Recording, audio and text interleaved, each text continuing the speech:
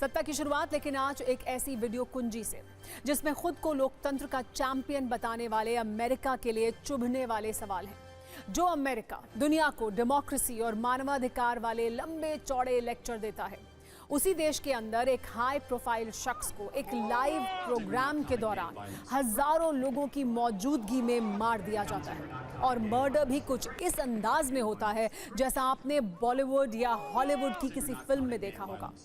आज news channels की breaking news से सोशल मीडिया तक जो एक नाम ट्रेंड कर रहा है वो है चार्ली कर्क, जिन्हें अमेरिका के यूटा राज्य की यूटा वैली यूनिवर्सिटी में गोली मार दी गई। वो यहाँ एक प्रोग्राम में शामिल होने आए थे, मंच पर बैठे थे, लोगों के सवालों के जवाब दे रहे थे, तभी एक गोली उनके गले पर लगती है। और उसके बाद जो विभत्स तस्वीरें कैमरे में रिकॉर्ड हुई वो हम आपको स्पष्ट तौर पर दिखा भी नहीं सकते। लेकिन अमेरिका में हुई ये हत्या इतनी सामान्य है नहीं जितनी शायद आपको लग रही हो, क्योंकि चार्ली कर्क अमेरिका के कोई साधारण आदमी नहीं थे, बल्कि वो अमेरिका के राष्ट्रपति ट्रंप के बेहद करीबी और अच्छे मित्र थे। इसीलिए ट्रंप इस वक्त गम में होने के साथ साथ गुस्से से लाल है। इस बीच चार्ली को गोली मारने वाले स्नाइपर का वीडियो भी सामने आ गया है, जिसने सामने की बिल्डिंग से गोली चलाई। अब अमेरिका में इस मर्डर को लेकर जबरदस्त पैनिक है। सवाल उठ रहा है कि क्या एक लेफ्ट कट्टरपंथी ने चार्ली को मार डाला, क्योंकि इस मर्डर में लेफ्ट कट्टरपंथी वाला एंगल निकाला जा रहा है। ये समझाने से पहले हम आपको ट्रंप के करीबी और दक्षिणपंथी विचारधारा के नेता चार्ली कर्क की हत्या का एक वीडियो 3 अलग अलग एंगल से दिखाते हैं। एक गोली में ही वो इतनी सटीक तरीके से मारी गई थी कि मौत हो गई चार्ली कर्क की। आपको लेकिन एक और हैरान करने वाली बात आइए बताते हैं। वीडियो सिर्फ चार्ली की हत्या का नहीं है, बल्कि वीडियो उस शार्प शूटर का भी है जिसने चार्ली को टारगेट करके सीधे गले में ऐसी गोली मारी। एक गोली में ही चार्ली की मौत हो गई। ये वीडियो ऐसी बिल्डिंग का है जो चार्ली के मंच के सामने की ओर बनी है। इसी बिल्डिंग के टॉप फ्लोर से शार्प शूटर ने स्नाइपर की मदद से चार्ली को शूट किया और मर्डर के बाद फरार भी हो गया। इस तरह के वीडियो आपने आमतौर पर किसी फिल्म में ही देखे होंगे, लेकिन अमेरिका में लाइव मर्डर का एक एक फ्रेम मोबाइल में रिकॉर्ड है, क्योंकि चार्ली कर्क अमेरिकी राष्ट्रपति डोनाल्ड ट्रंप के करीबी थे। चुनाव में ट्रंप के लिए की प्लेयर साबित हुए थे। इसीलिए ट्रंप के आदेश पर अमेरिका का झंडा आधा झुका दिया गया है। अब ट्रंप ने शूटर को पकड़ने के लिए जमीन और आसमान एक कर देने की बात कही है। सबसे पहले उन लोगों की बात सुनिए जिन्होंने मर्डर अपनी आंखों के सामने देखा। अब आपको ये भी बताते हैं कि आखिर 31 साल के चार्ली कर्क ट्रंप के लिए इतने अहम क्यों थे और ट्रंप की सरकार बनने में उनका रोल क्या था। चार्ली अमेरिकी दक्षिणपंथी राजनीति के जाने माने नेता थे। वो राइट विंग वाले युवाओं के लिए एक हीरो की तरह थे। चार्ली कर्क डोनाल्ड ट्रंप के करीबी और समर्थक भी थे, क्योंकि राष्ट्रपति पद को लेकर जो चुनाव अमेरिका में हुए उसमें ट्रंप की जीत में चार्ली ने अहम रोल निभाया और युवा वोटर्स को ट्रंप के लिए एकजुट करने का काम किया था।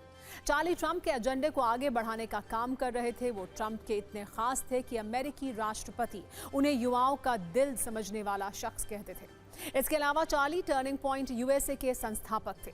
बड़ी बात यह है कि चार्ली कर्क इजराइल के भी बड़े समर्थक थे और इसके लिए इजरायली प्रधानमंत्री बेंयामिन नेतन्याहू ने उन्हें इजराइल का शेर दिल दोस्त बताया था। वैसे आज हम आपको इस खबर से जुड़ा एक वीडियो फ्लैशबैक भी दिखाते हैं। आपको याद होगा जिस तरह से एक यूनिवर्सिटी के कार्यक्रम में चार्ली कर्क की हत्या की गई, उसी तरह पिछले वर्ष एक रैली के दौरान अमेरिका के राष्ट्रपति ट्रंप पर भी जानलेवा हमला हुआ था। बस अफसोस ये कि चार्ली ट्रंप के जैसे खुशकिस्मत नहीं थे। वो तारीख थी 13 जुलाई 2024 की। पेंसिल्वेनिया में एक रैली के दौरान ट्रंप पर फायरिंग हुई थी और तब ट्रंप जिस तरह उस गोली से बचे थे उसे एक चमत्कार बताया गया, क्योंकि गोली ट्रंप के कान को छूकर निकल गई थी। हालांकि एक्सपर्ट दावा करते हैं कि फिर यही गोलीकांड ट्रंप को सत्ता दिलाने के लिए टर्निंग पॉइंट बन गया, लेकिन चार्ली के केस में ऐसा नहीं हुआ। यहाँ शूटर का निशाना इतना सटीक था कि गोली सीधे उनके गले में आकर लगी और कुछ सेकंड में ही कहानी खत्म हो गई। अब करीबी और अच्छे मित्र की हत्या के बाद ट्रंप के अंदर गम भी है और गुस्सा भी है। ट्रंप ने यह ऐलान कर दिया है कि चार्ली के कातिल को कहीं से भी ढूंढ कर निकालेंगे। साथ ही उन्होंने इस मर्डर में कट्टर वामपंथी वाला एंगल भी डाल दिया है। ट्रंप ने चार्ली कर्क की हत्या को अमेरिका के लिए काला दिन बताया है। उन्होंने कहा कि वर्षों से कट्टर वामपंथी लोग चार्ली की तुलना नाज़ियों, हत्यारों और अपराधियों से करते आए हैं। ऐसे अत्याचार और राजनीतिक हिंसा के जिम्मेदार लोगों को ढूंढ निकालेंगे। ट्रंप ने आगे कहा कि हत्यारे ने चार्ली की आवाज गोली से शांत करने की कोशिश की है, लेकिन वो फेल हो गया, क्योंकि हम सुनिश्चित करेंगे कि चार्ली की आवाज, उनका संदेश आने वाली कई पीढ़ियां याद रखें। चार्ली कर्क की हत्या को लेकर कैसे पूरे अमेरिका में हड़कंप मचा है, ये एक न्यूज रील में आप भी देखिए। वैसे आज हमने चार्ली कर्क के कुछ पुराने बयान भी निकाले हैं, जिसकी वजह से वो हिट लिस्ट में थे। कहते हैं कि चार्ली के बयानों की वीडियो लाइब्रेरी विवादित टिप्पणियों से भरी हुई है और इसमें कोई एक विषय नहीं है। धुर दक्षिणपंथी विचारों वाले चार्ली रंगभेद, नक्सलवाद, जेंडर तक पर क्या क्या बोलते थे, इसकी एक हाईलाइट आप भी देखिए। बच्चों को बोलने में 2 वर्ष का वक्त लग जाता है, लेकिन क्या बोलना है ये सीखने में इंसान की पूरी जिंदगी निकल जाती है। वैसे तो ये बात इंसानों के लिए है, लेकिन आज हम इसका इस्तेमाल एक देश के संदर्भ में करना चाहते हैं। दुनिया का एक देश है स्विट्जरलैंड, जो काफी समृद्ध है, लेकिन समृद्धि के इस आवरण में स्विट्जरलैंड अपनी सीमाओं को भूलकर खुद से 150 गुना बड़ी आबादी वाले देश भारत को विविधताओं पर, अल्पसंख्यकों की सुरक्षा पर, अभिव्यक्ति की आजादी पर और मीडिया की स्वतंत्रता पर नसीहत दे रहा है। लेकिन इस पर भारत ने जो जवाब दिया है वो स्विट्जरलैंड के ज्ञान में विविधता का संचार करेगा। दरअसल संयुक्त राष्ट्र मानवाधिकार परिषद की बैठक चल रही थी। इस बैठक में अलग अलग देशों में मानवाधिकार की स्थिति पर चर्चा हो रही थी। इस चर्चा के दौरान स्विट्जरलैंड ने अल्प ज्ञान पर आधारित ऐसी बात कह दी जो ना तो वास्तविक है और ना ही तार्किक है। स्विट्जरलैंड के आरोप में तथ्यों और तर्कों की मात्रा बहुत कम है। हालांकि इस आरोप को मसालेदार बनाने के लिए स्विट्जरलैंड ने इसमें कूट-कूट कर कुतर्क भी भरे थे। दरअसल मानवाधिकार परिषद की बैठक में स्विस प्रतिनिधि ने कहा कि उनका देश भारत सरकार से अल्पसंख्यकों की सुरक्षा के लिए प्रभावी कदम उठाने और मीडिया की स्वतंत्रता को बरकरार रखने की अपील करता है। स्विट्जरलैंड का ये आरोप काफी गंभीर था, इसलिए तुरंत इसका जवाब दिया गया। भारत की तरफ से स्थायी मिशन में काउंसलर क्षितिज त्यागी ने कहा कि हम अपने करीबी मित्र और साझेदार स्विट्जरलैंड से कहेंगे कि वो ऐसे बयानों पर वक्त बर्बाद करने से बचे जो स्पष्ट रूप से झूठे हैं और भारत की वास्तविकता के अनुरूप नहीं है। मामला यहीं खत्म नहीं हुआ। स्विट्जरलैंड की ज्ञानवर्धन कोर्स का एक चैप्टर अभी बाकी था, जिसमें काउंसलर क्षितिज त्यागी ये उन्हें समझा रहे थे कि स्विट्जरलैंड को नस्लवाद, व्यवस्थागत भेदभाव और विदेशियों से द्वेष जैसी अपनी चुनौतियों पर ध्यान केंद्रित करना चाहिए। दुनिया के सबसे बड़े, सबसे विविध और जीवंत लोकतंत्र के रूप में भारत इन चिंताओं से निपटने में स्विट्जरलैंड की मदद करने के लिए तैयार है। एक बार वाद विवाद पर आधारित ये रील देखिए, फिर हम कुछ ऐसे आंकड़े दिखाएंगे जिससे स्विट्जरलैंड का ज्ञानवर्धन होगा और आगे से वो 145 करोड़ आबादी वाले देश को ज्ञान देने से पहले 100 बार सोचेगा।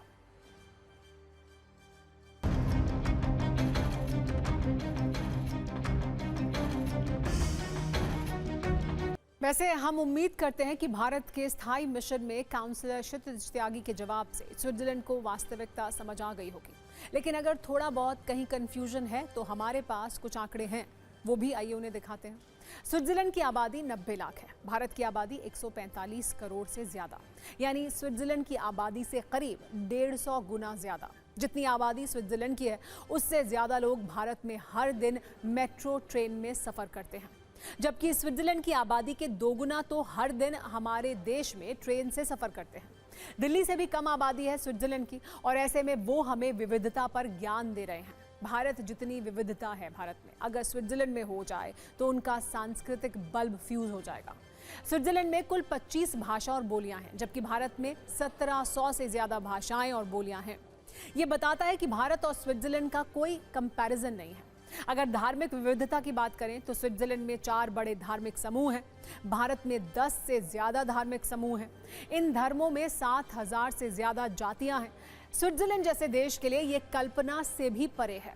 इसीलिए स्विट्जरलैंड जैसे देश को मानवाधिकार के मुद्दे पर भारत के संदर्भ में काफी संभल कर बोलना चाहिए, खासकर तब जब वो खुद मानवाधिकार परिषद का अध्यक्ष है। स्विट्जरलैंड को पहले भारत की विविधता समझनी चाहिए, फिर नैतिक ज्ञान का कोर्स शुरू करना चाहिए। इस बहस के दौरान पाकिस्तान ने भी भारत पर मानवाधिकार उल्लंघन के आरोप लगाए, जिसके जवाब में भारत ने साफ किया कि वो आतंकवाद के प्रायोजक देश से कुछ नहीं सुनना चाहता।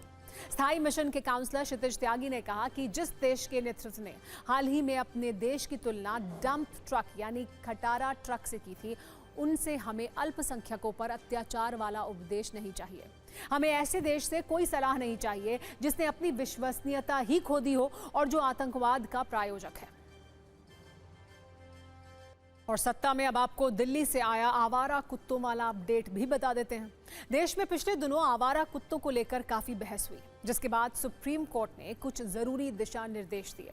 साथ ही राज्यों को आवारा कुत्तों के मामले में एक्शन प्लान बनाने को भी कहा था, जिसके बाद अब दिल्ली सरकार ने आवारा कुत्तों के लिए स्मार्ट चिप वाला प्लान बनाया है, जिसके तहत 10 लाख आवारा कुत्तों को माइक्रोचिप लगाए जाएंगे।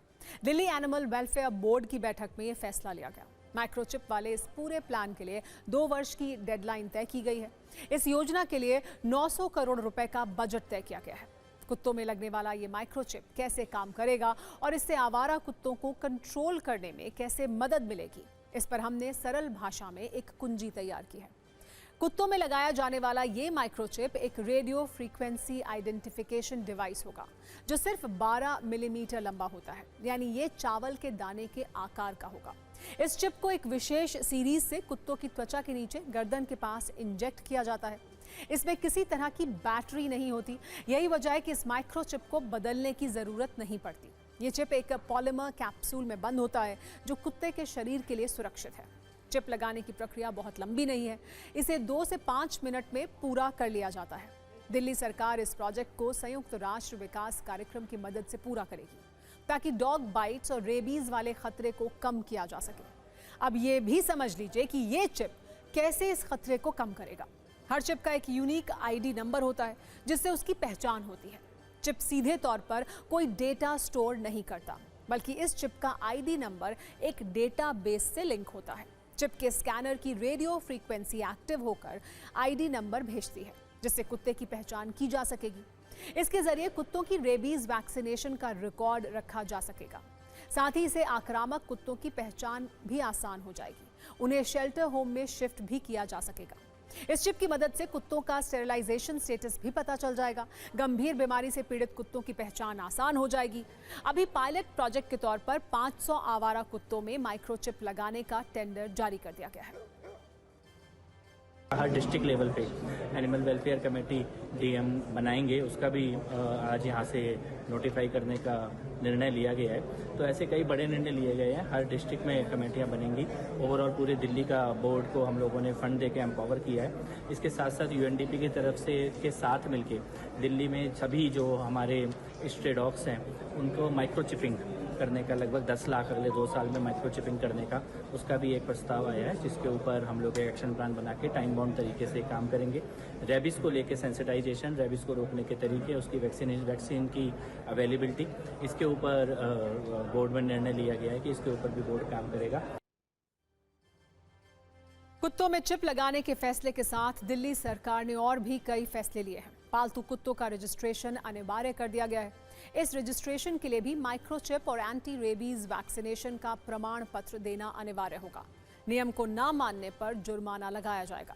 ये सब आवारा कुत्तों के बढ़ते खतरे को कंट्रोल करने की कोशिश का हिस्सा है, क्योंकि दिल्ली में आवारा कुत्तों की संख्या लाखों में है। 2009 में पूरे दिल्ली में हुए सर्वे के मुताबिक 5,60,000 आवारा कुत्ते थे। 2019 में दिल्ली विधानसभा की एक सब कमेटी ने यह अनुमान लगाया कि शहर में करीब 8 लाख आवारा कुत्ते हैं। फिलहाल अनुमान यह है कि यह संख्या 10 लाख के आसपास हो सकती है। दिल्ली में आवारा कुत्तों के आतंक वाले आंकड़े भी डराने वाले हैं। 2024 में दिल्ली में करीब 45,000 डॉग बाइट के मामले सामने आए, जबकि पूरे देश में डॉग बाइट के 37 लाख मामले थे। भारत में हर वर्ष रेबीज से 20,000 लोगों की मौत हो जाती है। सत्ता में अब बात पाकिस्तान की करते हैं, जो झूठ और मक्कारी की रेस में हमेशा आगे रहता है। अब अरब देशों और इजराइल के बीच तनाव की आपदा में भी पाकिस्तान ने अपने लिए चापलूसी वाला अवसर खोज लिया है। इस बार झगड़ा इजराइल बनाम अरब देशों का होता हुआ दिख रहा है, जिसमें पाकिस्तान ने अपनी मक्कारी दिखानी शुरू कर दी है। वैसे भी इस मामले में पाकिस्तान का रिकॉर्ड कोई तोड़ भी नहीं सकता है। कतर पर इजराइल के हमले के बाद भी पाकिस्तान ने अपना ये रिकॉर्ड बरकरार रखा है। पाकिस्तान के प्रधानमंत्री शहबाज शरीफ एकजुटता दिखाने के लिए दोहा लैंड कर चुके हैं। उनके साथ विदेश मंत्री इशाक डार और एक हाई लेवल प्रतिनिधि मंडल भी है, यानी पूरे लाव लश्कर के साथ कतर में शहबाज की लैंडिंग हुई है। कहने को तो उनका ये दौरा कतर की सुरक्षा और संप्रभुता को सपोर्ट करने के लिए है, लेकिन इसकी आड़ में पाकिस्तान कौन सी चाल चल रहा है, जरा इसे समझिए। असल में पाकिस्तान एकजुटता के नाम पर मुस्लिम मुल्कों को भड़का रहा है। पाकिस्तान इजराइल को मुसलमानों के खिलाफ बता रहा है, सारे मुस्लिम मुल्कों से एकजुट होकर लड़ने के लिए कह रहा है। साफ साफ बात यह है कि पाकिस्तान इजराइल के बहाने अपना मुस्लिम ब्रदरहुड वाला कार्ड चल रहा है। यही वजह है कि कतर पर इजराइल के अटैक के बाद पाकिस्तान ने इस हमले की निंदा करने में कूटनीतिक शिष्टाचार की सारी सीमाएं लांघ दी। पाकिस्तान के हुक्मरान झूठ, फरेब, चापलूसी और मुस्लिम ब्रदरहुड वाले गंदे खेल पर उतर आए। कतर पहुंचे पाकिस्तानी प्रधानमंत्री शहबाज शरीफ ने कहा, अब इजराइल इस इलाके की सुरक्षा के लिए खतरा बन चुका है, उसे रोका जाना चाहिए। मुस्लिम देशों को अब एकजुट होना चाहिए। पाकिस्तान पूरी तरह कतर के साथ है। इसके पीछे शहबाज शरीफ का मुस्लिम कार्ड वाला एजेंडा भी है और कर्ज वाला स्वार्थ भी। अरब देशों से पाकिस्तान को भारी कर्ज मिलता है, जिसके बदले में पाकिस्तान खुद को अरब देशों का सच्चा दोस्त दिखाने की कोशिश कर रहा है, ताकि भविष्य में भी कर्ज का जुगाड़ हो सके। इसीलिए इजराइल के खिलाफ बयानबाजी हो रही है। हालांकि गल्फ के कुछ देश जैसे यूएई, सऊदी अरब और ओमान इजराइल के साथ मैत्रीपूर्ण संबंध रखना चाहते हैं। आर्थिक मोर्चे पर बुरी तरह पिट चुका पाकिस्तान इन देशों को नसीहत देते हुए इजराइल से दुश्मनी करने के लिए उकसा रहा है और इसके लिए भारत का हवाला भी दे रहा है। इसके लिए सिर्फ शहबाज शरीफ ही नहीं, वहां के रक्षा मंत्री ख्वाजा आसिफ ने भी ऑपरेशन सिंदूर के बहाने पाकिस्तान के झूठ का चूरन गल्फ के देशों के सामने परोसा है। ख्वाजा आसिफ ने कहा है कि इजराइल का एजेंडा मुस्लिम विरोधी है, वो पूरी मुस्लिम दुनिया को निपटाना चाहता है। इजराइल मुसलमानों की ताकत खत्म करना चाहता है। अब मुस्लिम देशों के एकजुट होने का वक्त है। दुष्ट इजराइल के खिलाफ एकजुट होना ही होगा। पाकिस्तान ने 5 गुना बड़े भारत का सामना किया। कोई भी आपके लिए सुरक्षा की गारंटी नहीं देता। अपनी जीत के लिए खुद लड़ना पड़ता है। वैसे ये तो हर कोई जानता है कि ऑपरेशन सिंदूर के दौरान पाकिस्तान की पिटाई कैसे हुई थी, लेकिन ख्वाजा आसिफ ऑपरेशन सिंदूर में हुई धुलाई का सच छिपाते हुए अरब के देशों को भड़काने में लगे हुए हैं।